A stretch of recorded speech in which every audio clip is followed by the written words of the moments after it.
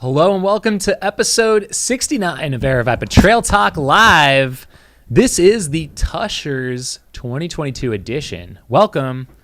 I am Jamil Curry here with my co-host Matt Feldake, and we got Bryce Brooks behind the screen. We hope you guys are all doing well. We are now already towards the end of July. The mountain racing season is in full effect, I think, across North America. And we've got a ton of races to recap in the sport that happened this last weekend. There's more exciting races this weekend. We have one of our own from Aravaipa Running taking place in Utah. We're wearing some of the special edition merch. Actually, we've got a bit of a war going on here in the studio. We'll get to that in a second. But we're like the three amigos here. Perfect. So we got the Run Steep Get High. I'm rocking the Utah edition. Matt's got the Arizona edition, and Bryce has the Colorado edition. So this weekend, upcoming, Tushars Mountain Runs 2022 edition. What we like to say about this race is it is the Hardrock 100K of Utah, if I had to put it in one sentence. Yeah, it's like a miniature version in the great state of Utah, right? Yeah, it's got high peaks, up above tree line, weather, exposure. We're actually playing some clips here from the Bellis Brotherhood film from last year's race. We know that there's going to be drama in this race. It's going to be tough. We've got, distances from half marathon all the way up to 100K. And it's a classic mountain race. We're so excited to be holding it again. And I know I will be heading up there. I don't think you guys are going, but I will be heading up on Friday. The team is already, I think, up there starting today, getting prepped and ready. So it's kind of a whole week-long build-up.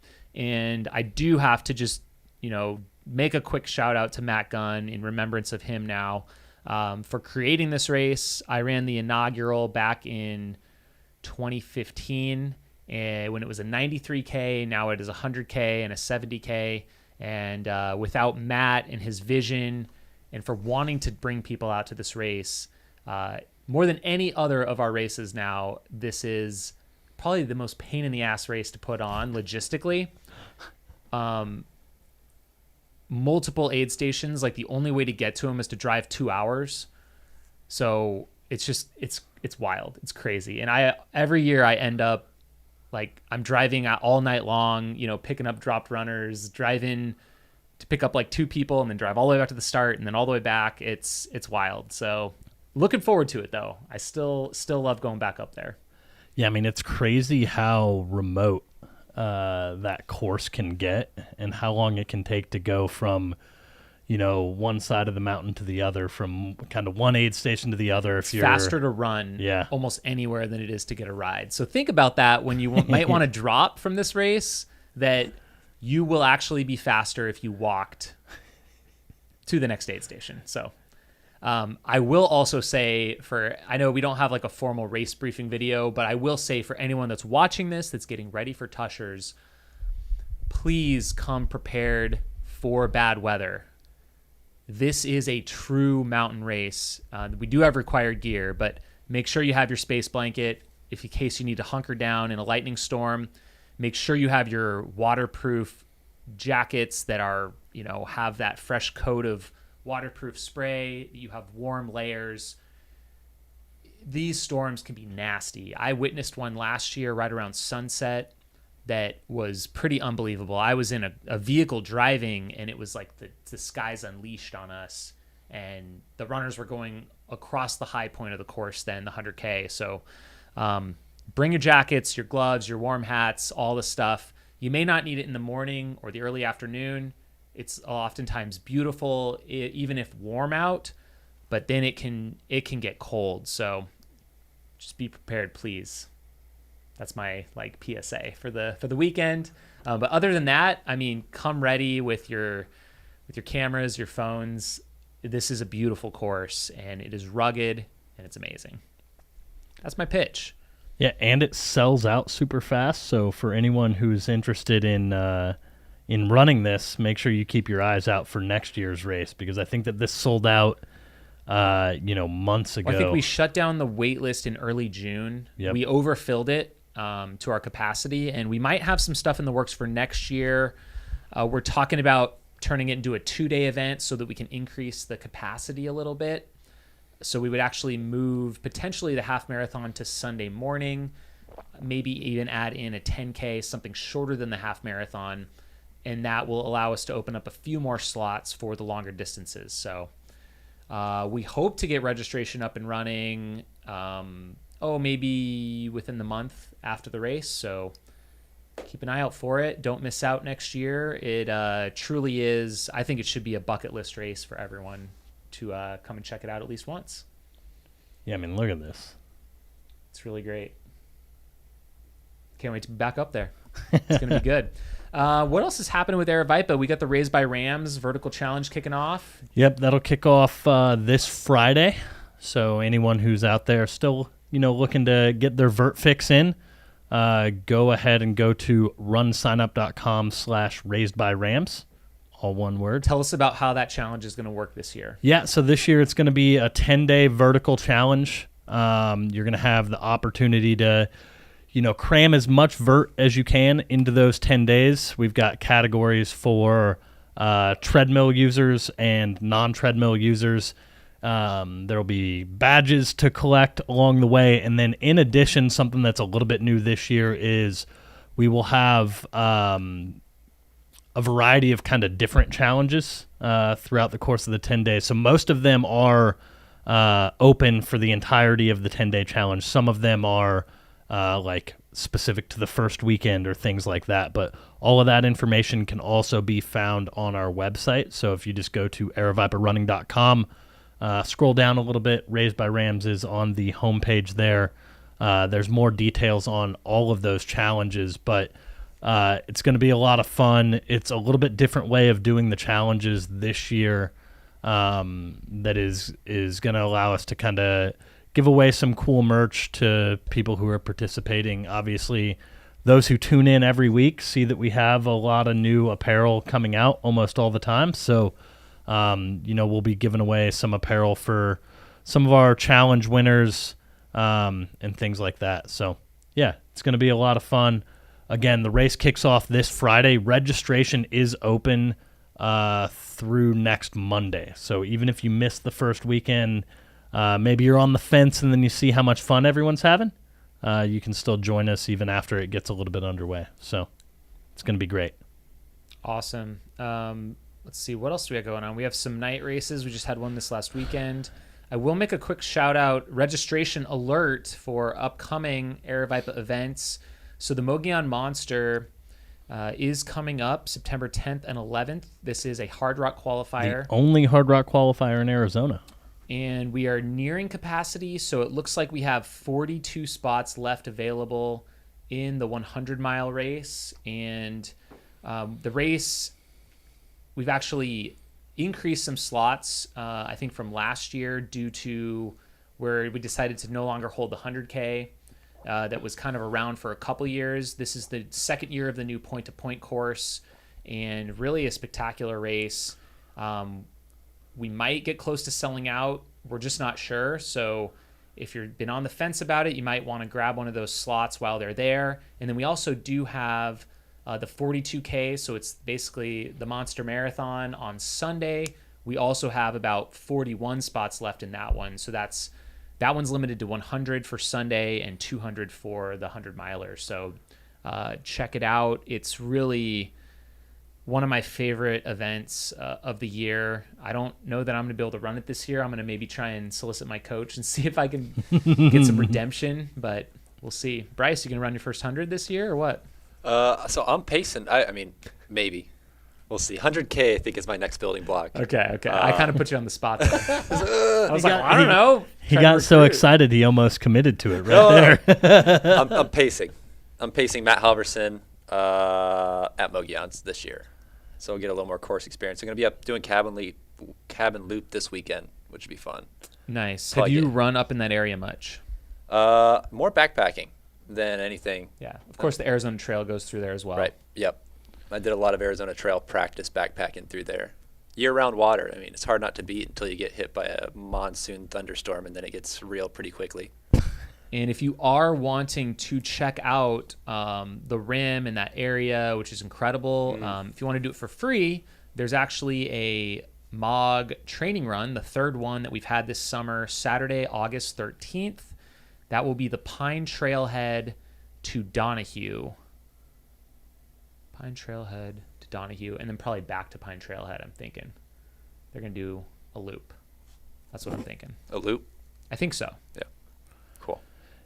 Yeah, and one of the really cool things about Mogollon 100-mile 42K is, like, yes, the course is super, rugged and challenging. It's super beautiful, but it's also an area that's, like, really, lush in history as well. Some of these trails, and shout out to Bryce for doing, some research on this for our marketing team. Like, some of these, trails and areas were, date back to, like, the 1870s.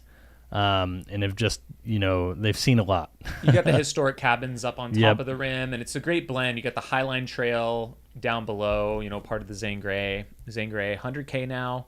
So it's just some great stuff out there. Just a reminder, this is a live show. You can drop your questions in the chat. I don't know if we have any initially, but kind of the rest of the show, we are going to talk about some of the big mountain races that happened this last weekend. We're going to recap Speedgoat, Ouray, High Lonesome.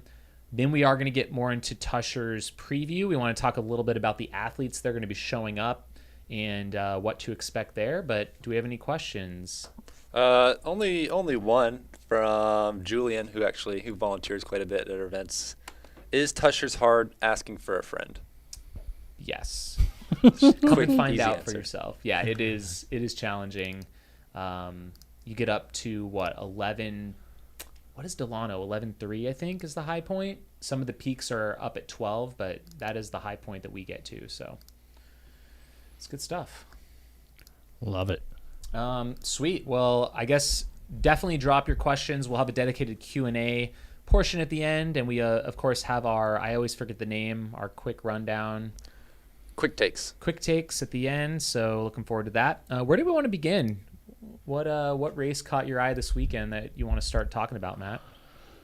I think that probably the one that most caught my attention, just because we had a lot of Arizona locals out there, was Speedgoat. Okay. We had Rory Moynihan out there on the Aravaipa racing team in the 11K. Yep. We had Lindsay McDonald out there in the 50K, finishing third, also Aravaipa racing team. But then there were, I believe, Natalie Sandoval was out there, Nathaniel Chan was out there. We had and a number of others. So there was a big Arizona contingent out at Speedgoat. So I feel like I naturally maybe saw a little bit more content behind Speedgoat. Saw Lauren Curry out there, Lauren Graham was out Chavoy. there. Yeah.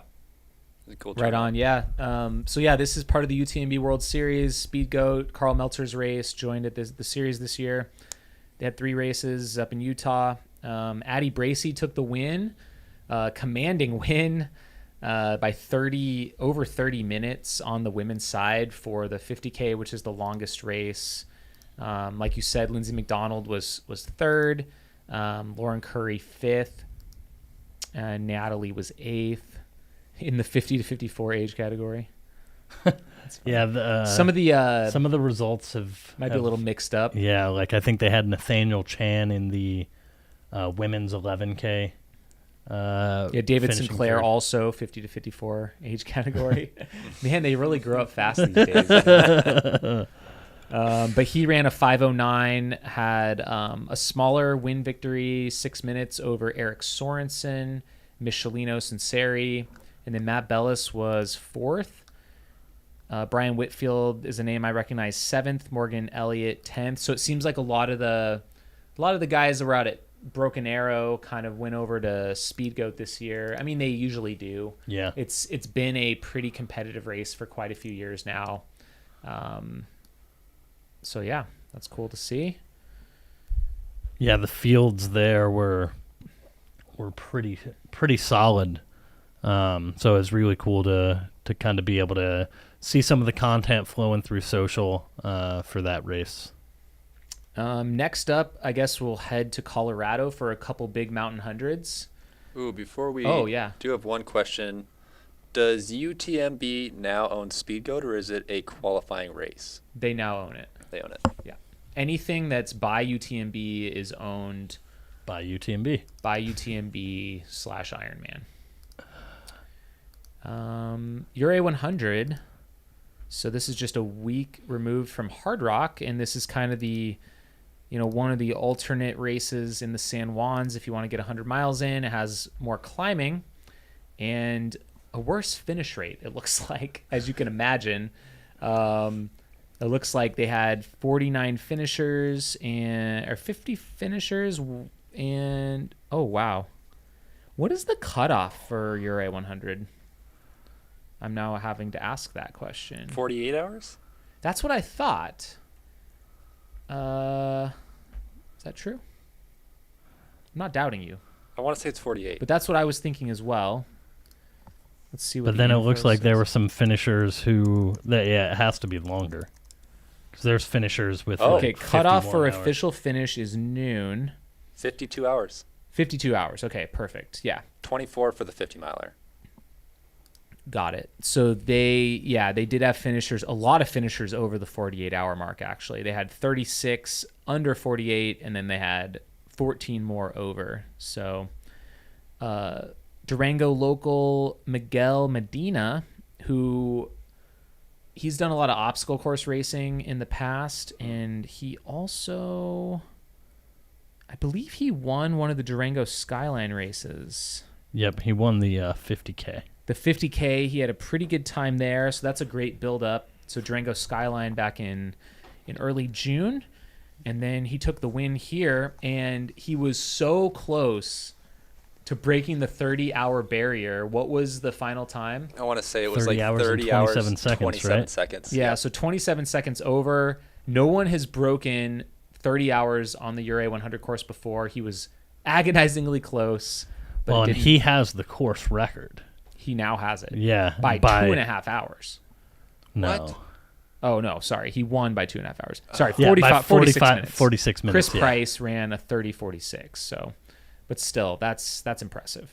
And then on the women's side, Meredith Edwards, also course Aravaipa record. Racing Team. No. Right? Meredith Cook? I was thinking of Meredith Cook. So Meredith Edwards, 34:01. So I guess almost breaking the 34-hour barrier, but she set that by 25 minutes.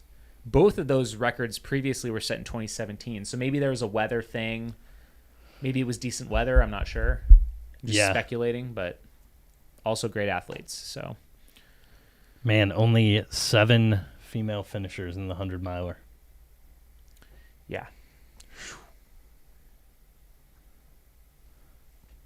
We'll have to have more ladies out there next year at Ouray. Definitely. In the 50-mile distance, there's also a 50-mile distance. We saw Austin Horn take the win, 14:46, pretty big win. And then Emily Caldwell of Boulder was the women's champ in 15:20. And it looks like Austin was in the top 10 times. Emily's was a course record. Who is Emily Caldwell? She was third at Run Rabbit Run 100 last year. She's won the Golden Gate Dirty 30 previously. She was a DNF at Black Canyon this year. I thought the name sounded familiar. Yep. That's Ouray 100 in a nutshell. Seems like a hard race. Yes. There's a lot of like out and backs on this one. Yep. So they're kind of peak bagging. You go tag it. I think they wanted to maximize the vertical gain, so they certainly have accomplished that, it sounds like.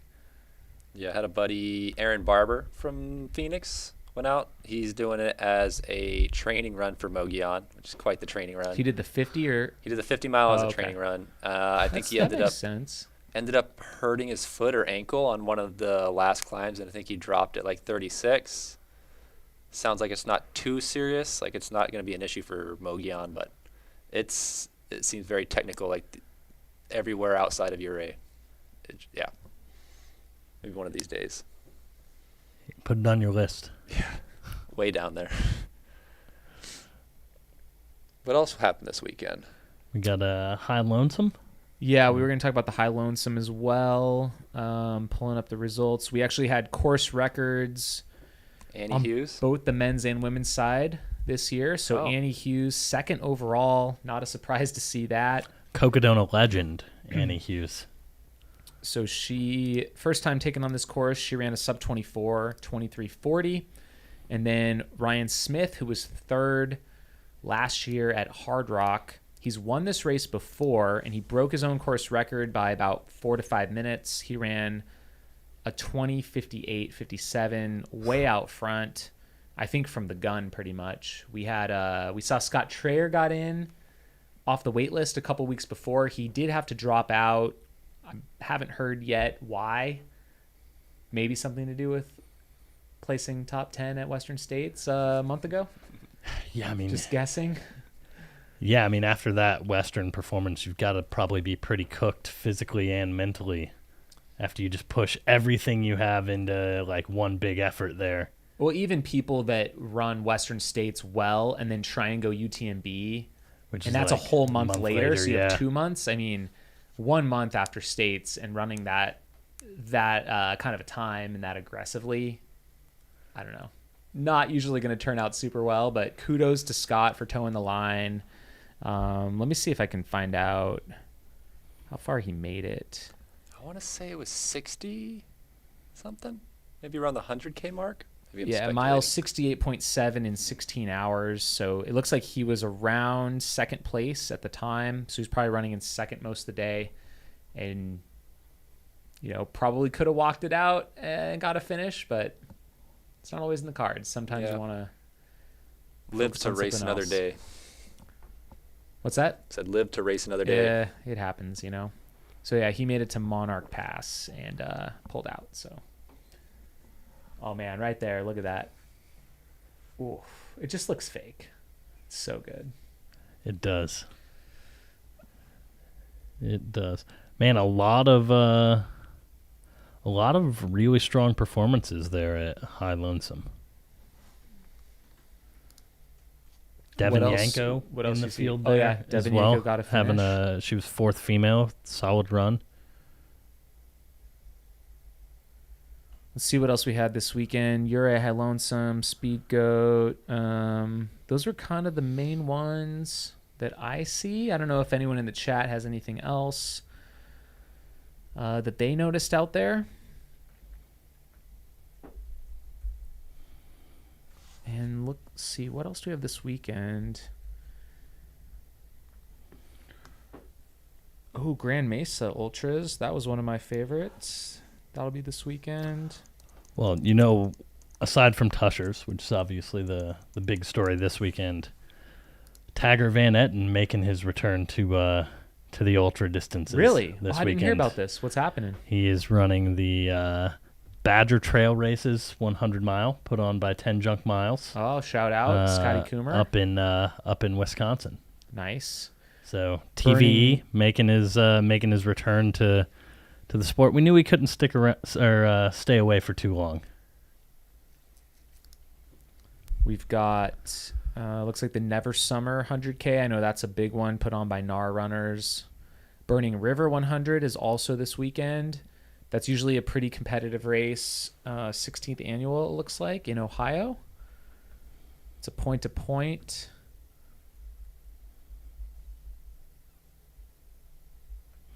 Yeah, it'll be fun to watch all those play out. Speaking of Matt Gunn, there he is. What else do we want to get into? We have any questions in the chat? Let's see. So, it's pertaining to Tushars. Yep. I want to run Tushars next year, but haven't done anything more than a 50K. Should I go out for the 70K or jump into the deep end and sign up for the 100K? I don't want to DNF. I would say both are possible. It depends on probably what that 50K was. If it was a mountainous 50K and you're used to being in the mountains, I would say you could jump up to the 100K. especially maybe if you have something like a 50 miler planned for the fall. If you're unsure, I would say go for the 70K. You really can't lose with that race. You get to see almost the same amount of area. You skip an out and back up to Copper Belt Peak. But other than that, you get to see most of the 100K course. So I would say I would lean towards doing the 70K if that's kind of your next step up in distance. Definitely. And that's what we were just watching Matt Bellis run, the 70K. Or was it the 100K? Maybe it was the 100K. He did the 100K. Okay. Yeah. Cascade Crest, is that going on this weekend? That Quite just possibly. happened. That Oh, just really? happened. Oh, that just happened. Gotcha. Was someone asking about it? Yep. Let's take a look. Half of the top 10 at High Lonesome were women. Talk about some parity. Awesome. Nice. Well, it also helps that half of the field is women. So they make a point to, I think the way their lottery works is they have half the field for men, half the field for women.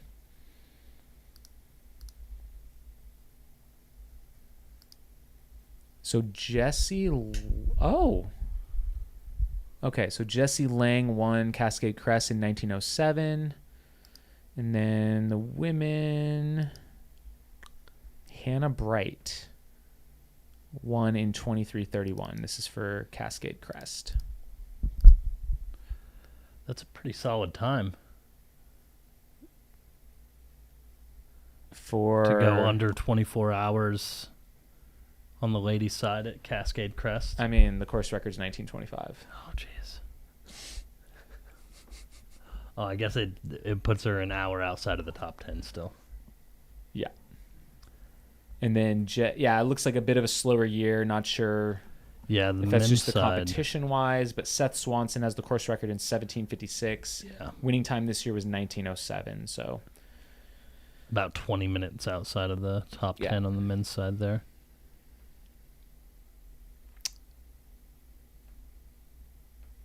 Is that Nick with a beard? oh yeah, this is the year that Nick ran the 70K, I think the inaugural year, and he did kind of a phone vlog throughout the whole race. So if you want to see kind of an inside view of the Tushar 70K from a runner's perspective, you had Tushars Mountain Runs 2020. We can probably name that something a little better, but it's basically Nick's run, firsthand experience of running the race, taking pictures, taking a little video. So Showing off his beard. oh look, he's eating dates. Anyways, check that one out. There's some good Tushars videos out there. I think there's even mine from 2015, some shots from that first year you can check out. We got a question about Nick and shoes, which has seemed to be a kind of like a hot topic lately, but I'll pull that up because it ties into one of my quick takes. So Perfect. Cool. We'll do that a little later. Mm-hmm. Nice. Well, let's get into the actual entrance list for Tushars. So 135 are signed up for the 100K.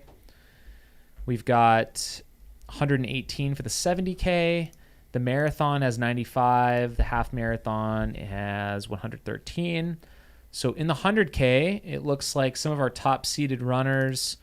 I don't know if you recognize many of these names, but David Tanner, Richard Lockwood, Nathan Rubenfield, Tyler Burke, George Greiger, Matt Halverson is here. yeah. Yep. It looks like none of them have finished Tushars before. Anyone in the top. So that's pretty cool. There's going to be a lot of fresh meat, so to speak. On the women's side, we got Jordan Lutz. Ashley Paulson signed up, the woman who just won and set the course record at Badwater. I'm not sure if she's actually going to toe the line. I think she's still deciding is what I heard, but she also just ran a marathon, I think this last weekend. So she might show up, she might not. Mally Noyes, I do know she's a big skier, and I believe she did the 70K. I thought she did the 70K last year, but it's not showing that. So she has done well. She won the Speedgoat 25K, fourth at Speedgoat 50K, second and third at the River of No Return 55K, but she's stepping up and doing her first 100K at Tushars. leading into the Bear in September. So that's going to be one to watch. Malinois. Justine Hewitt is our top-seeded runner that has finished the race before. And it looks like she was 6th last year. And Jessie Morton Langhaug, that name is definitely familiar, from Cocodona, the inaugural year. And she also has a 7th place finish at Tushars in 2020. But, man, she's running Tushars, Bigfoot, Bear. Wow. That's quite the year. That's a solid lineup. That's a pretty solid, next 3 months.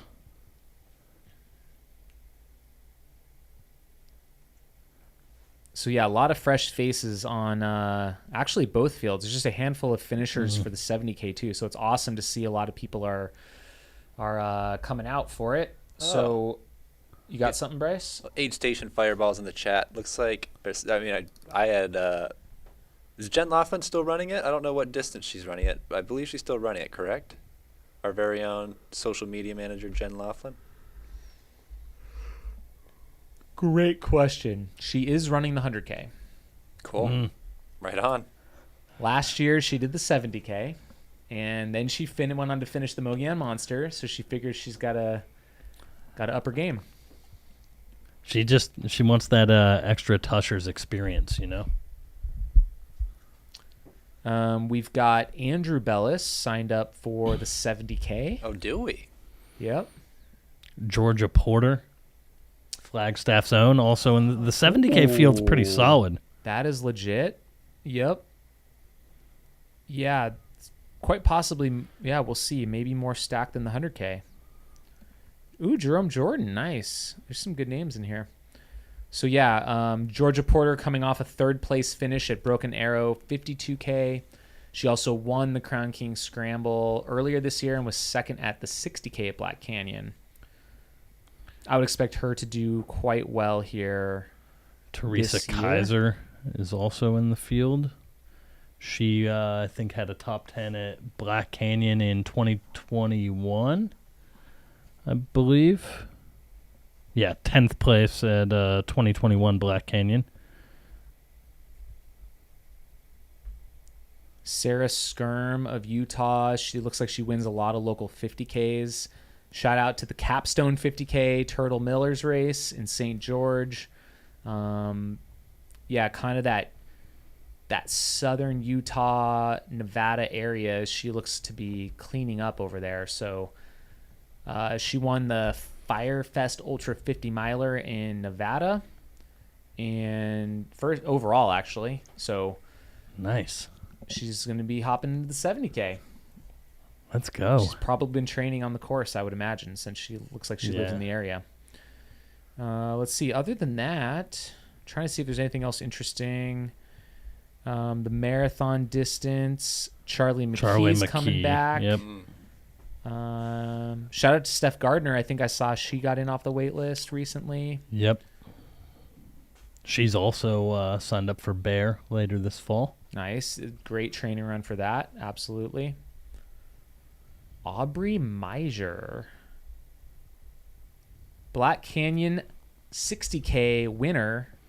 Sean O'Brien 50K winner. Wow. Is in for the marathon, so that's exciting. Hasn't lost a race in his career. Nice. And looks like Jacob Grant, a younger name, but he's got some solid results. 2nd at McDowell Mountain Frenzy 50K this last year in 3:40. He's also running the marathon, so that'll be a good little competition there.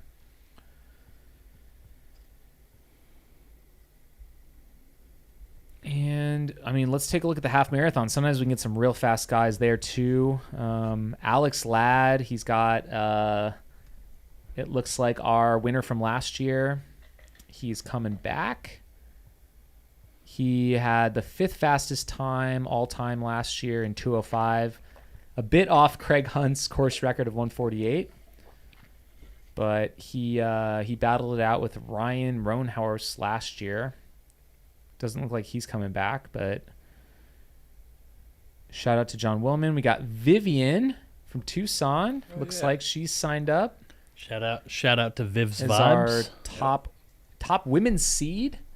Coming on up for her first one. That's kind of what I see. That's my Tushars breakdown. I don't know if there's any more questions, but no, it's pretty awesome to see some like really solid runners in each of the race distances, you know?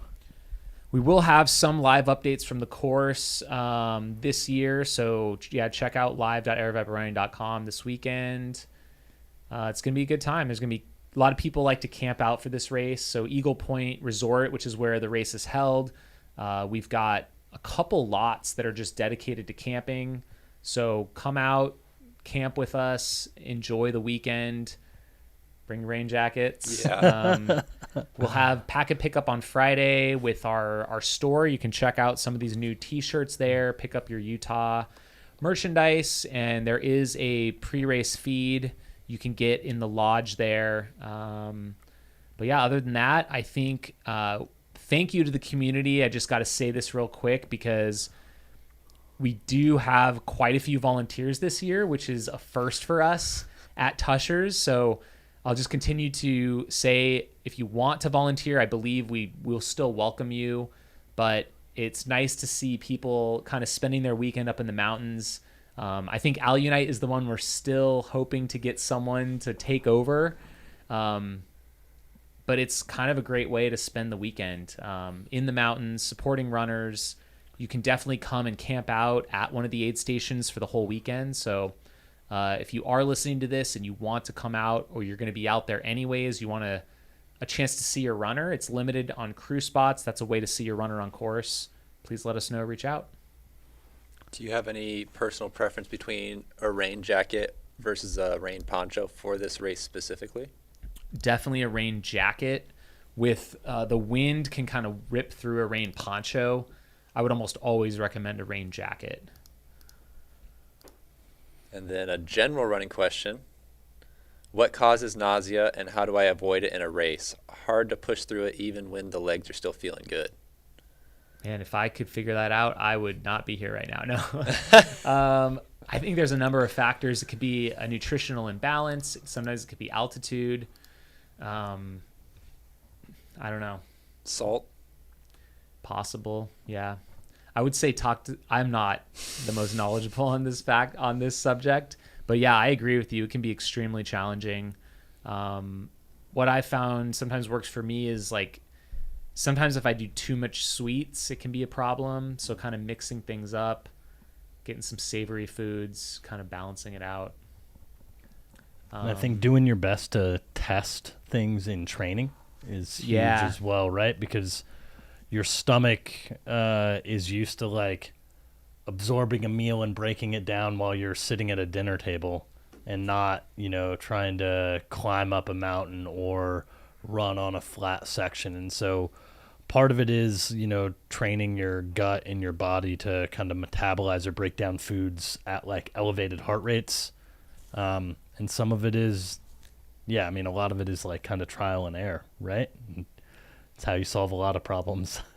Yeah, I think probably that's a good point. Like pushing yourself at a race day effort on a long training run and using the same nutrition you would is probably a good idea. Even simulate your dinner the night before, what you would maybe have. Sometimes I can run into issues even with, like not eating properly in the day before a big race as well. It's kind of dialing that in. What is the greatest elevation at Tushars? Give me 1 second. Yeah. I should have this memorized. But it's Delano Peak, and it's at 12,174.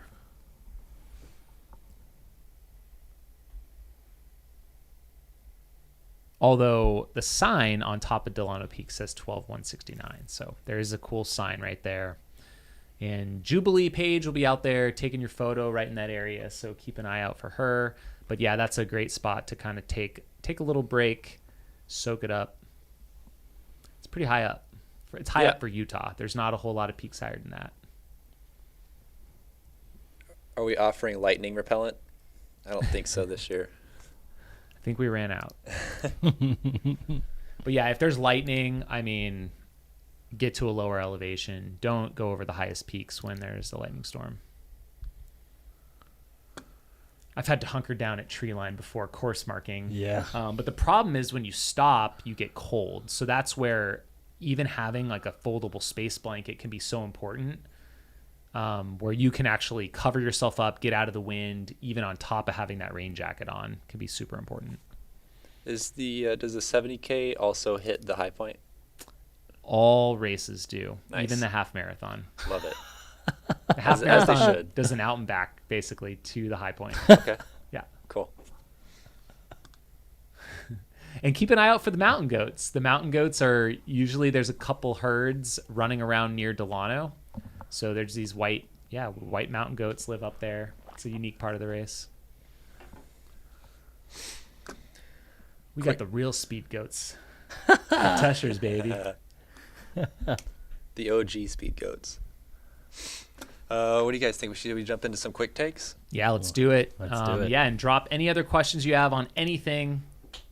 We'll get to them right after quick takes. I'm going to drag this quick take to the front because we did have a relevant question. But just since there's been so much talk about Nick Curry's shoes, Nick posted on Instagram just to kind of give an overview.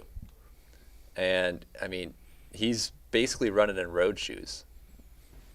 Like, even hard rock, which is kind of hard for me to believe, but, I mean, he does it efficiently. I used to run in the Mizuno Wave Musha for every ultra race I did for several years, including Really? Hard Rock, including Barkley. It was a marathon road racing shoe, as you know. Mm-hmm. Did you notice like a difference in traction? Did you notice like slippage or anything? Is that why you switched? So the Musha 1 actually had this. It's kind of like Nick talks about. Maybe you can go over. Yeah. Yeah. Because he talks about this. One more over. Yeah, he talks about this shoe a lot. So whatever this sort of rubber is there, I think the Musha had. Actually, it's something different than that, but it had this like rubber compound that had. It's just a really great pattern in it. You know what I'm talking about. Mm-hmm. I don't know what you call it. You may know what it's called. But it was like a pretty durable rubber. And it kind of reminds me, for some reason, I got in this little bit of a YouTube rabbit hole of, oh my gosh, Free Solo. Alex Honnold. Oh. Yep. So, you got these rock climbers that can kind of smear their thumbs into these little tiny cracks and crevices, or they're using friction. And I've never thought about it like this before until this came up, but I think it's in the same way. It's like almost how you use the traction you have is more important than the amount of traction you have. Those guys can take something, little imperfection in a rock, and they can use it to their advantage to hold on to a vertical wall that has nothing else to it. I think it's the same kind of thing. If you're used to it and you know how to use your footwear and you have good technique, it's more about how you apply the pressure of your foot than the amount of lugs or the depth of your lugs that you have.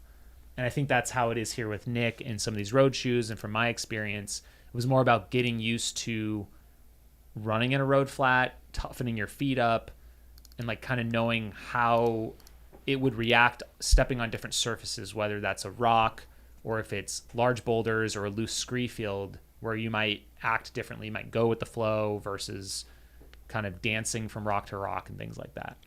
Yeah, and I will say Adidas is probably like maybe one of the better road I guess not necessarily better, but a lot of their outsole rubbers are made by Continental. Yeah. The same company that obviously manufactures tires. So their outsole rubber tends to be like naturally maybe a little bit tackier, a little bit grippier. Right, and this stuff, when it's new in the middle, actually has quite a bit of tackiness and grip before they, of course, rip off. Yep. Yeah, and so I think that that's like one of the kind of like interesting things. And obviously, like Adidas isn't the only one who's like getting rubber compounds from other like rubber manufacturers.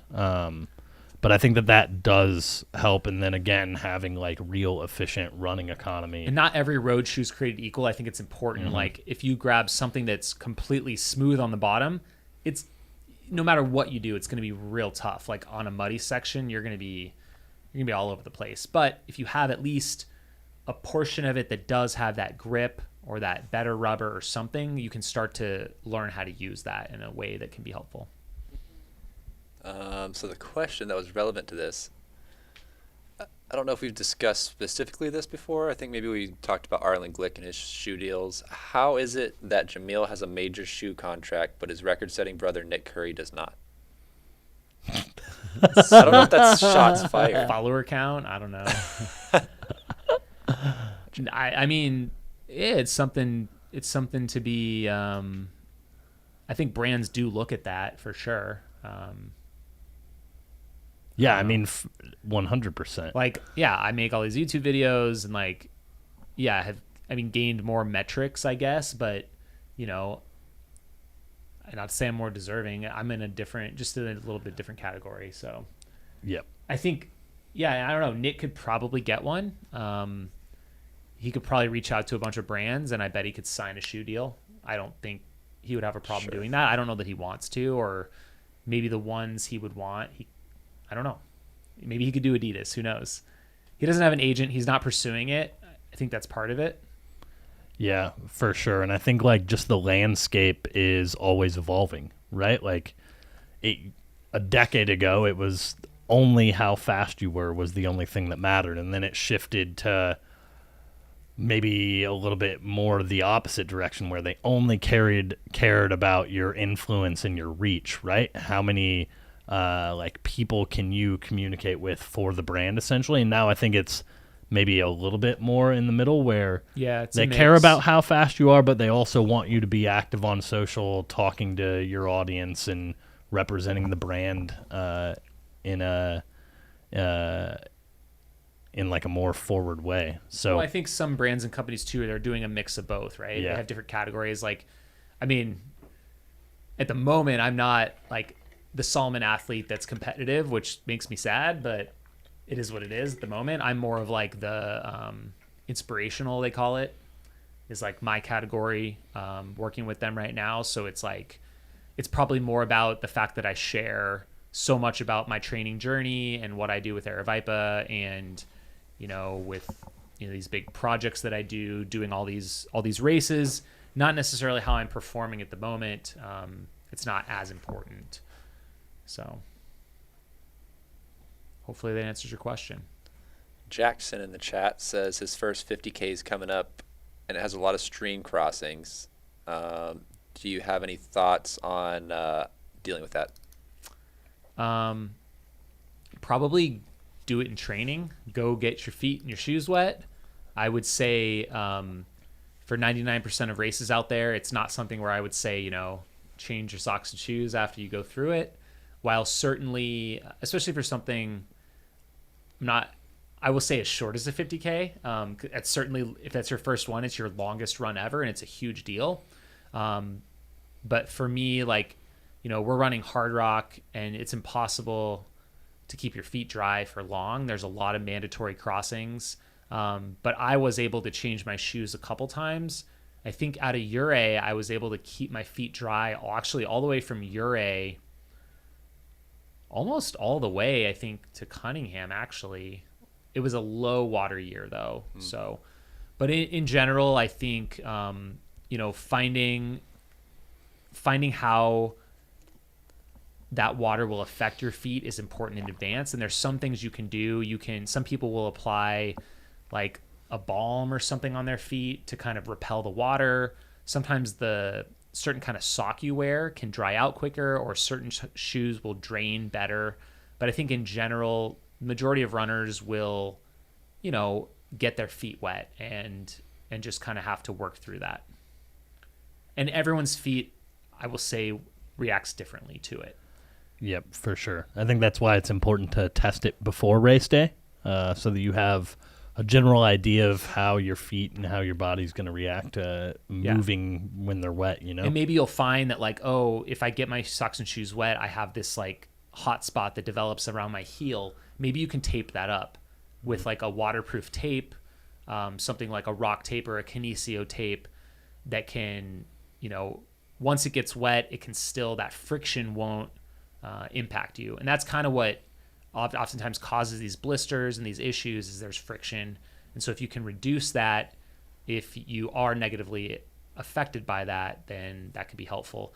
My feet at this point, I don't know if it's just years of training and doing this.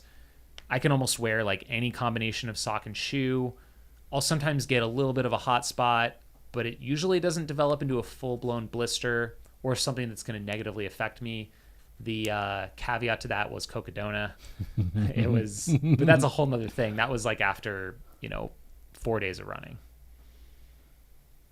All right. That's fair. Did you get some blisters on Cocodona? I had like full bottom of the foot blisters like on the ball of my feet. Oh. And it didn't bother me until about the last 20 miles. But it was fine if I kept moving. Like it kind of like the pain went away. If I stopped, I could kind of feel the fluids like rushing in there, and it was just like really painful. And then I would kind of get going again, and after like 3 or 5 minutes, it would kind of numb out. That happened to me on the Arizona Trail too. Oh, I can see that. I don't know if you had any feet problems when you did it. A little bit, yeah. But oh my God, I had blisters upon blisters upon blisters at the Arizona Trail.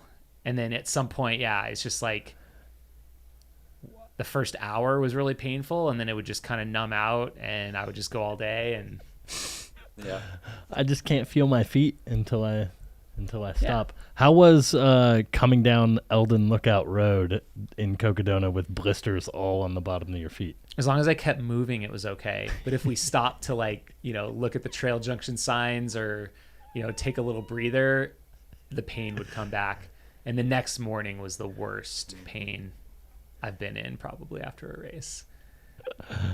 Oh, man. So speaking of feet on long efforts, Dave Proctor, 4 or 5 days ago. He did it. He did the thing.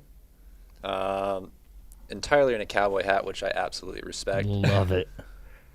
But he also posted a picture of his feet. I mean, he did have one spill.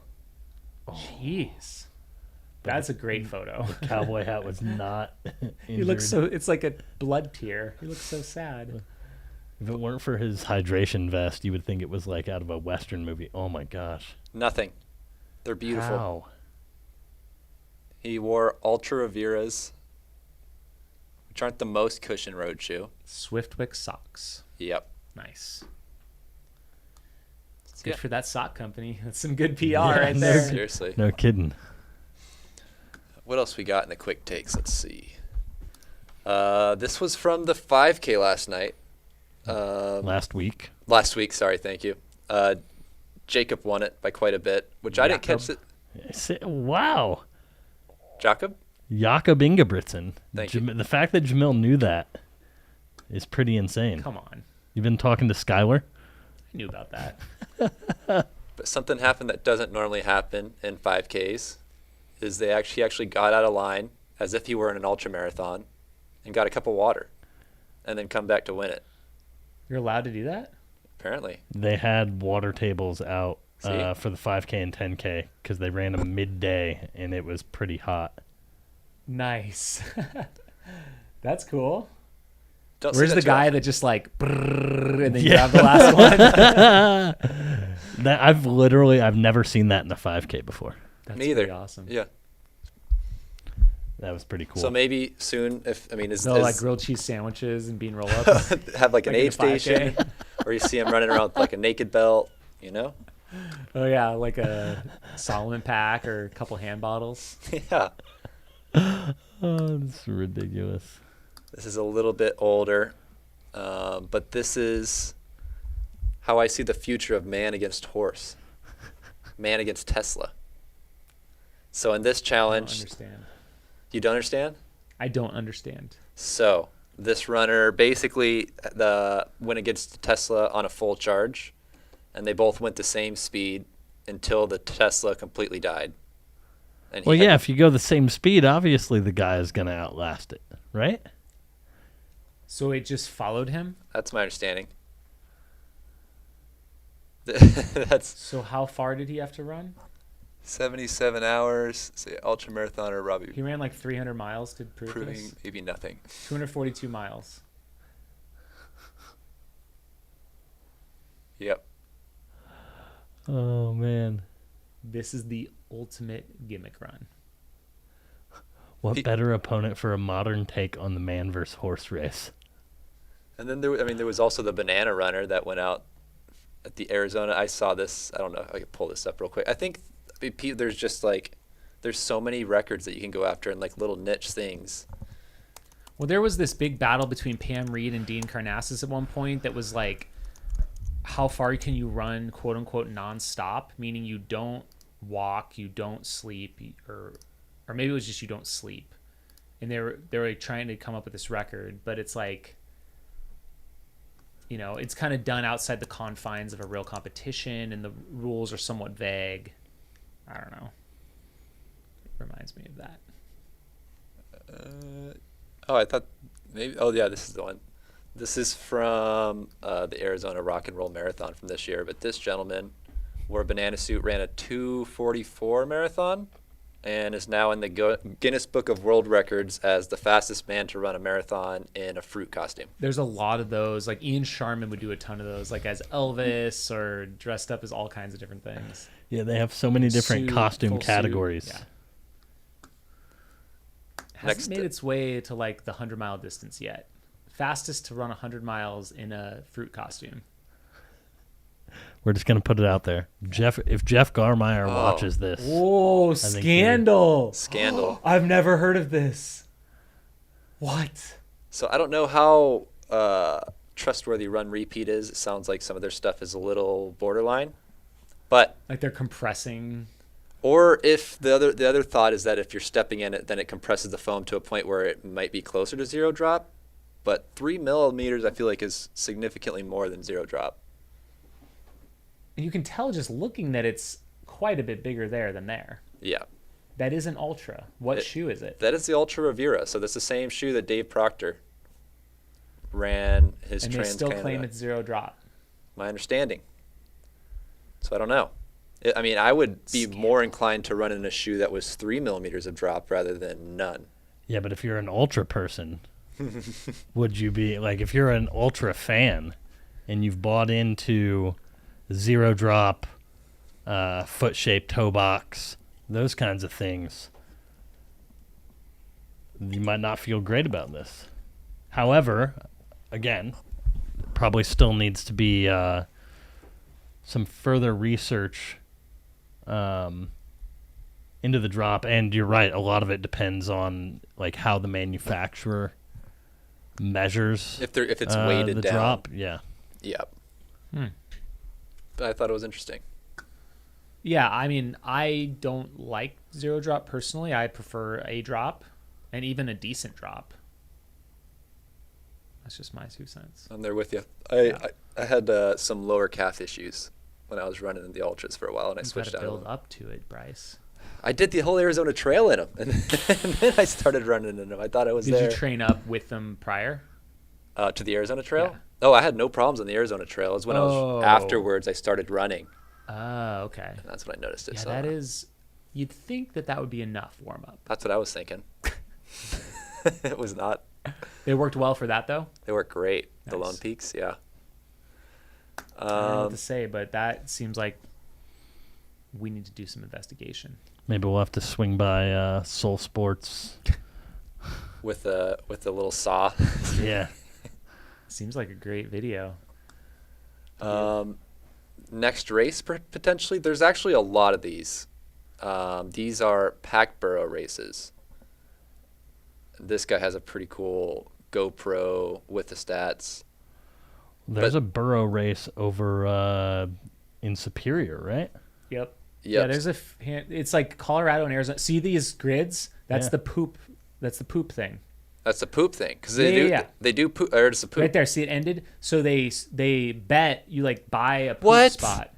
Yeah, and you like buy a square, and if it poops in your square, you do like you win part of the raffle. That one pooped. Wow. Oh, and they always poop right away too. So it's never a problem. I did not poop know drop, that was. I think it's called. I didn't know that was a thing. Yep. But I didn't realize quite how many there are. There's like 8 in Colorado alone. Yeah, there's a handful in Arizona. So they like to be in Colorado in the summer, and then they come to Arizona in the wintertime. There's a Black Canyon Donkey Derby. There's one in Tombstone, one in Superior. Oh. There's probably a couple others. And I heard you can lease these donkeys. Like, you don't have to own your own burro. Correct. Yep. So you just run with a donkey. Yeah. Well, they also used to have an alpaca-thon. It's like you run with an alpaca. It's like a marathon, but with an alpaca. Honestly, I could get behind this. And look, it even has like the bottles. You can see some are quite big, and then some are like real small. It's like a pretty big variance. So maybe the little ones are better climbers. That one's pretty small over there. Just a little guy. Yeah. Look at him. Yeah, people get into this. People are really into this. Is that like a tour? Can you go like professional? Is there a circuit? They have a championship too. Yeah. I might. Look at their pace. I need to start working on my fitness. Oh, yeah. They're running like 6-minute pace. Yeah. So are they like mountainous courses or? Yeah. Look at the elevation profile. Uh-huh.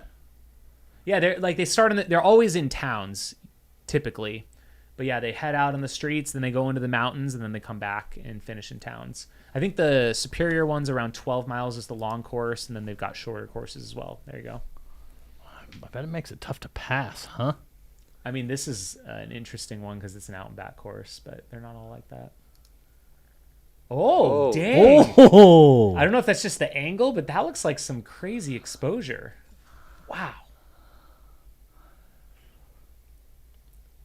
They got some cool stats here. They've got like the elevation overlaid. That is cool. Who do you think the limiting factor in the partnership is here? Is it the burro or is it the person? Team. There could probably be some pretty fit burros. There's a pass on the remote section. I know there are some people who will they'll lease the same donkey year after year, and they get used to running with it if they don't own one. Anyway. I'd probably, if I was going to go to the pro circuit, I'd probably, want to own my burro, train him up, Yeah. Just like it's like we're getting ready for the Kentucky Derby or something. Oh, yeah. And if you have one of those little ones, they could probably just live in like an apartment even. Oh, yeah, I'd probably just give them a room. What are these like dishes? Is that for like the donkey, like you fill it up from a stream and they can drink from it or something? Well, this guy's even got like a pickaxe. Oh, so it's like traditional tools because the burros used to pack all kinds of things out in the mountains. It makes sense, like that a lot of these towns, they're using burros and then they're going to like race them. Oh, so he finished already. Where's the finish? Is it? Oh, okay. Oh, is he going to make the sprint finish? Oh, man, he's You see that? He's like twirling it. Go, go, go. It does look like fun. Oh, yeah, it's just a pan, like a gold pan. It's just for, like, looks. Yeah. So burro racing. These burros look tired. They probably had the best day ever. I mean, I'm sure they loved it. What else? Georgetown. Yet another weird niche record. This happened recently. This guy did the fastest 10K while juggling. Oh my gosh. Like fast. 34:47 for 10K. That's fast. Well, I mean, without juggling, that's fast. That's really fast. Joggler. Joggling. Warming up. Yeah, that's fast. Oh, yep. This is it. So that's my quick takes. What was the carrot? That was the guy who did the record. He did the banana, but he also did the carrot. So he's got the record for both a fruit and a vegetable. Why? I mean, why not? And then you got to come up with something else. Dude, 34:47. That's fast. Yeah, I mean, 31:15 is 5-minute pace. 37:30 is 6-minute pace. Nice. We do have a couple more questions. I want to jump into the chat here. Keep this rolling. From couch to Hardrock in 13 days is very impressive. Do you attribute your finish to your previous years of experience on that course? Yeah, I mean, it wasn't total couch, but Yeah, I mean, I've been running for a long time, running ultras for a long time, so I've got a lot of muscle memory, a lot of experience, time on feet. I mean, I did a lot of hiking and walking in the race. Minority of it was actually running, and a lot of that was downhill miles. So I would say, yeah, like it was my fourth best time out of 6 tries. So it was in the lower half of my performances at Hardrock. So I would say if I was better trained, I would probably be closer to, maybe a sub 30 hour run. Yeah. So quite a bit off of a time I'm capable of. I mean, for God's sake, I was 13 hours behind the winners. When you think about it like that, sure. I don't know. It seems like a pretty casual day. Yeah, well, when you say it like that, you've also done a lot of hard things too. I think that helps. Over the course of your ultra career, you haven't just done flat runnable things. You've done a lot of hard things, and I think that makes it a little bit easier probably to do and more hard things. I do things. Fairly well altitude these days too. I wasn't affected by the altitude too bad overall. So Robbie Bellinger, who is the guy who did the Tesla. I didn't realize Aid Station Fireball coming in the chat, connecting the dots for me. He's the guy who did the Colorado Crush. So he went out and he hiked the whole Colorado Trail, and then immediately hiked every single 14er in Colorado, which is 50-something peaks, 40? 54. And then as soon as he was finished with that, he did Leadville 100. And he did this all in one summer. No, thanks. Okay, wow. So that makes sense. That is amazing. Do you think Nick would even really want to sign to a particular shoe company? I don't think so. I think he likes the ability to try different things, and he's not a guy that needs a sponsorship in order to do what he does. So the Burros are required to have traditional gear, which is where the pickaxe and the pan come in. With Nick's extensive analytics, I believe a choice in shoes for his specific needs at different times without being locked into and limited by one brand, which makes sense. Yeah. The world record for the fastest half marathon while juggling is 1:17:09. Wow. That's wild. Oh, man.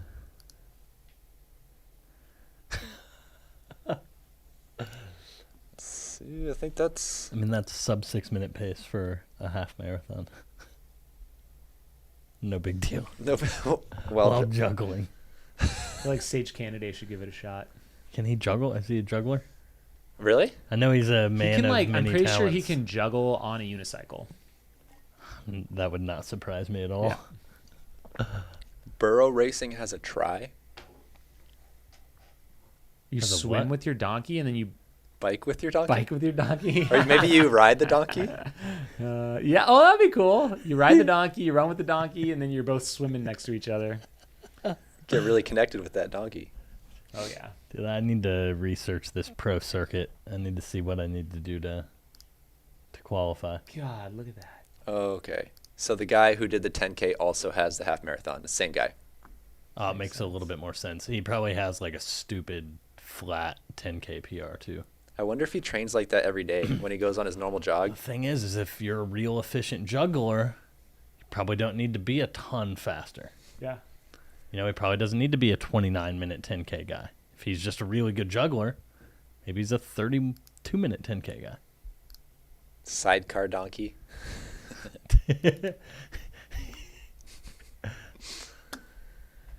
All right. Is that all you got for us, Brad? That's all I got for you. Well, I'm excited to go and research some Burro racing. Me too. May have to see when the one in Superior is. Maybe it's in October. Maybe pick out my donkey. Oh, there is a Triple Crown of Burro racing. Yeah, it looks like October 22nd is the Superior Burro run. Good to know. You must provide a range for your own burro, but I'm sure you can reach out to some people to rent one. I'll have to look Check into it. If anyone in the chat, owns a burro or knows someone who owns a burro. I mean, October is a long ways away to build some fitness. You got to probably build some rapport with your burro, too. You need to go on some training runs. Need some visitation rights. Some, get used to one another. And, because you don't want to be the guy that's, yanking on your burro on Main Street trying to get it out of the poop zone. I want the burro to be pulling me along. Yeah, exactly. Absolutely. Awesome. Cool. Well, I guess that kind of wraps up this week's show. Thank you guys all for tuning in. We'll be back here again next week for episode 70. We'll probably be talking post-Tushars. We'll be into August, pretty close at that point. Yep. So, which, of course, at the end of the month will be UTMB. We'd love to hear your questions next week as well. So, anything else you guys have? Nope. All righty. We'll see you guys next week. Bye.